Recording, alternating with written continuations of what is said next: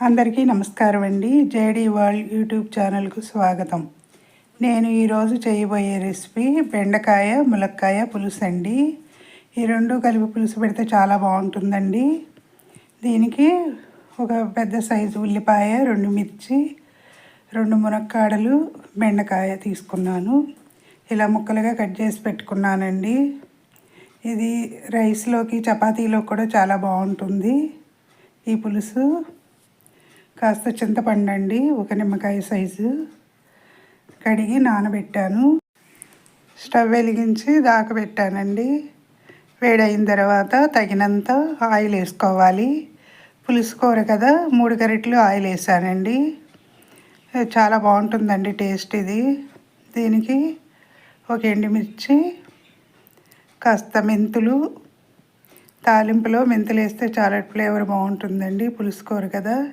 సాయి మినపప్పు, ఆవాలు, జీలకర్ర వేసానండి. రోజు ఫ్రైలే తినలేం కదండి, అప్పుడప్పుడు పులుసు కూరలు కూడా తింటూ ఉండాలి. ఇప్పుడు కాస్త ఇంగువ అండి, పులుసు కూరకి ఇంగువ.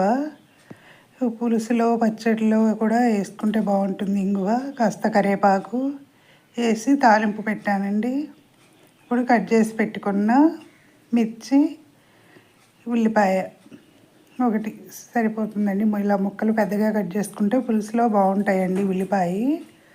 ఇలా వేసాను. కాస్త పసుపు, కూర కలర్ ఉంటుంది, హెల్త్ పరంగా కూడా మంచిదండి. పసుపు యాంటీబయాటిక్ కదా. ఇప్పుడు కట్ చేసి పెట్టుకున్న మునక్కాడ ముక్కలు, తర్వాత బెండకాయ వేసి మొత్తం కలపాలండి ఒకసారి. ఇలాగా పులుసు కూర వేడివేడిగా తిన్నా కూడా బాగుంటుంది. ఇప్పుడు తగినంత గళ్ళుప్పు వేస్తున్నానండి. దానికి సరిపడా వేసి చల్లారినాక అయినా కూడా చాలా బాగుంటుంది ఈ బెండకాయ ములక్కాయ పులుసు. ఇవి లేత బెండకాయలేనండి, అయినా కూడా చాలా బాగుంటుంది. ఇలా మొత్తం ఒకసారి కలుపుకోవాలండి. ఈ ముక్కల్ని కలిపి ఒక 5 మినిట్స్ మూత పెట్టి ఉంచాలి. ఎందుకంటే ముక్క మెత్తగా అవుతుంది. ఇలా మూత పెట్టి ఉంచి ఒక 5 మినిట్స్ తర్వాత కొంచెం మగ్గినాక తగినంత కారం వేసుకోవాలి. కారము పట్టించిన కారమేనండి, కొన్నది కాదు. ఇంట్లో మే నెలలో మరపట్టించింది నేను మిర్చి కొని. ఇప్పుడు దీన్ని మొత్తం ఒకసారి కలపాలండి. కలిపి దీనికి కొంచెం వాటర్ పోయాలండి. ముందు ముక్క మెత్తగా ఉడికిన తర్వాత చింతపండు పులుసు పోస్తే అప్పుడు కూర పులుసు అంతా కూడా బాగా ముక్కలకు పడుతుంది. ముందు కొంచెం వాటర్ పోసి మళ్ళీ మూత పెట్టి ఒక 5 మినిట్స్ ఉడికించాలండి. ఇలాగా ఇప్పుడు చింతపండు రసం తీసుకోవాలి. నానబెట్టి ఉంచాం కదా ముందు, ఆ రసాన్ని ముక్క చూసుకుని మెత్తగా అయిన తర్వాత పోస్తే, లేదంటే కొంచెం ముక్క విరిసెక్కుతుంది కదండి పులుపుకి. అందుకే అయిపోయిన తర్వాత ఈ పులుసు పోసుకోవాలి. దీనిలో చింతపండు పులుసు, ఈ పులుసు సరిపడా వేసుకోవాలండి. కొంచెం పులుసు గ్రేవీ ఎక్కువ కావాలనుకుంటే కొంచెం వాటర్ ఎక్కువ పోసుకుని పులుసులో ఉడికితే ఈ ముక్క అనేది చాలా టేస్ట్ ఉంటుందండి. బెండకాయ ములక్కాయ కూడా మీడియం సైజు ముక్కలు కోసాను నేను. ఈ పులుసులో కాస్త బెల్లం వేయాలండి.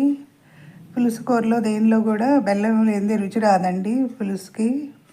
అందుకే బెండకాయ ములక్కాయ పులుసులో కూడా నేను బెల్లం వేస్తానండి.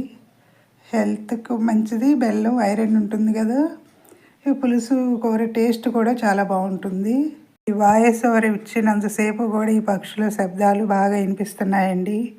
వెహికల్ శబ్దాలు, కాకుల గోల. ఇప్పుడు ఇలా మూత పెట్టుకుని మనకి పులుసు ఎంత కావాలో అంత ఉంచుకుని స్టవ్ ఆఫ్ చేసుకోవటమేనండి. దించిన తర్వాత కూడా కొంచెం పలుచగా ఉన్నా కూడా చిక్కబడిపోతుంది. బాగా మరీ పలుచగా ఉంటే కనుక దీనిలో ఒక స్పూను బియ్యం పిండి కలిపి పోస్తే కూడా చక్కగా వస్తుందండి పులుసు. చాలా టేస్ట్ ఉంటుంది. అలా కూడా ఇలా మావాడు కొంచెం పులుసు ఎక్కువ కావాలి, దానికని చెప్పేసి ఇలా దించేసానండి. అయిపోయిందండి. సబ్స్క్రైబర్స్ పెరగట్లేదండి. సబ్స్క్రైబ్ చేయండి, లైక్ చేయండి. నేను చేసే వీడియోస్ ఎలా ఉన్నాయో కామెంట్స్లో పెట్టండి. వీడియోస్ అయితే చూస్తున్నారు కానీ కామెంట్స్ చేయట్లేదండి. కామెంట్స్ని బట్టే కూడా నేను ఇంకా కొంచెం ముందు మరిన్ని వీడియోస్ చేయడానికి అవకాశం ఉంటుందండి. అయిపోయిందండి ఈ బెండకాయ ములక్కాయ పులుసు. వేడివేడి అన్నంలోకి చాలా బాగుంటుందండి. నచ్చితే లైక్ చేయండి, షేర్ చేయండి, సబ్స్క్రైబ్ చేయండి. మీ లక్ష్మీ కుమారి.